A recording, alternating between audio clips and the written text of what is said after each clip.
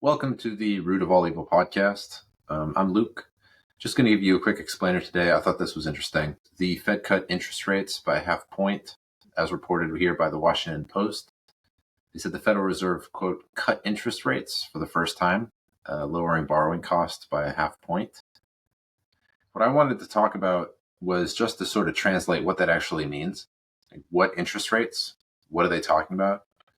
And I think you can get a little bit closer to the correct answer if you just go directly to how the Federal Reserve states it. So this is something that they have in the press release. We can leave the links in the description. But they have a press release that said Federal Reserve issues FOMC statement. And if you read down, it says, in light of the progress on inflation and the balance of risks, the committee decided to lower the target range for the federal funds rate by half percentage point. And then it gives a range from 4.75 to 5%. So they're referencing something called the federal funds rate. Now, what is that?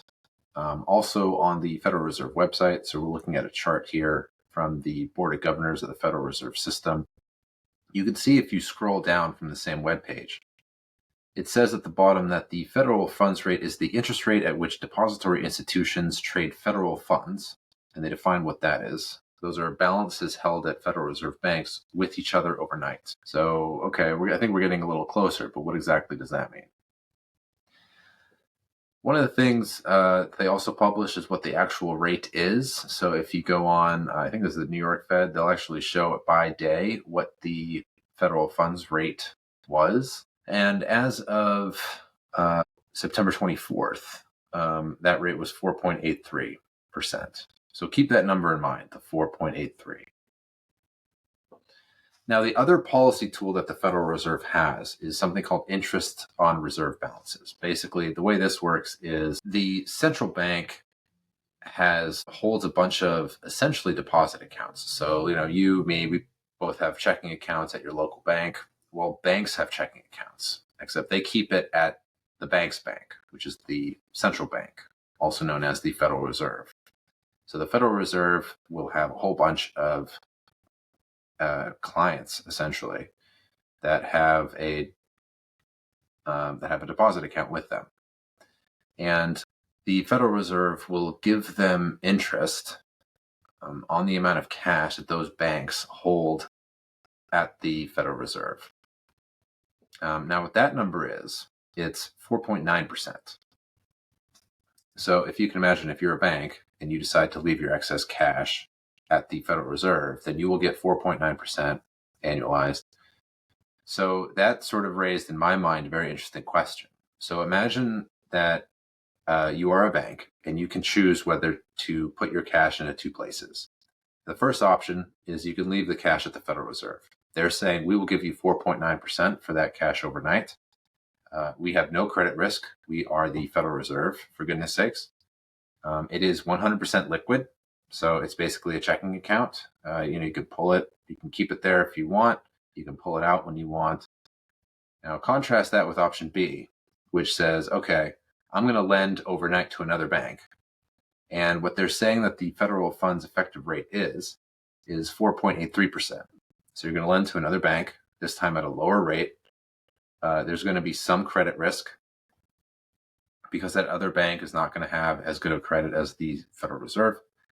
And it's going to be very liquid, so you're going to expect it back the next day, but there's some intraday delays potential. So it's not like a checking account where it's just there the next morning. It's not going to necessarily show up at 8 a.m. the next day. It might show up before noon or something.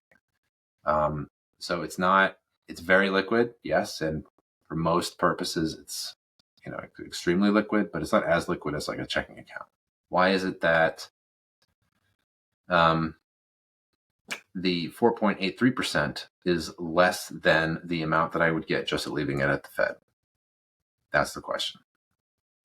And the answer, I didn't know this, but the answer is kind of interesting. If you do a little bit of digging, it turns out that the federal funds market is really only used by large GSEs like Fannie Mae, Freddie Mac, and the FHLB. So the FHLB is the Federal Home Loan Banks. because they are not eligible for IOER. So that's the answer. The Fed funds rate is really only for a market in which commercial banks don't really participate in. Because like I said, if they did, they would not be lending it to other banks at a rate that is lower than what they could get from the Federal Reserve Bank overnight. The Fed funds effective rate is a rate that's being quoted, right? So it does exist. There is a market there, but it's not really run by commercial banks. So now that we have this knowledge, I kind of wanted to bring this back around to maybe some of the information that you would see online that's somewhat misleading. Yeah, so the first one over here is from Investopedia. And they say, quote, that the federal funds rate is the target interest rate range at which commercial banks borrow and lend their excess reserves to each other overnight. Now, what we just established, though, was the federal home loan banks, Fannie Mae, Freddie Mac, those are not commercial banks. They are the ones participating in that market, and they're what defining what the funds rate actually is. They're not commercial banks. So this is misleading. Commercial banks, if they wanted to borrow and lend to each other, they're going to be lending at something that's higher than what they would get on interest from the Federal Reserve. But as we've seen, that the actual quoted rate is something lower than that. So there's definitely something else going on. So I think Investopedia is a little bit misleading. I think this definition was true about 15 years ago, but that's a whole nother story. Let's look over here at Wikipedia.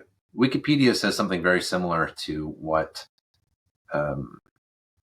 Investopedia said. They said it's the interest rate at which depository institutions, banks, and credit unions lend reserve balances to other depository institutions overnight on an uncollateralized basis. So they had this concept of uncollateralized. That's still accurate. But the idea that depository institutions are actually lending to each other at this rate is wrong. It is not depository institutions like banks as we know them, banks and credit unions that are participating in this market. Anyway, I thought that was kind of interesting. Wanted to share. Hopefully, it provides a little bit more color into what these news articles are reporting, and maybe some of the things that you kind of read online that are mostly accurate but are still a little bit off. So thanks for watching. This is the Root of All Evil podcast explainer, Fed Funds. Have a nice night.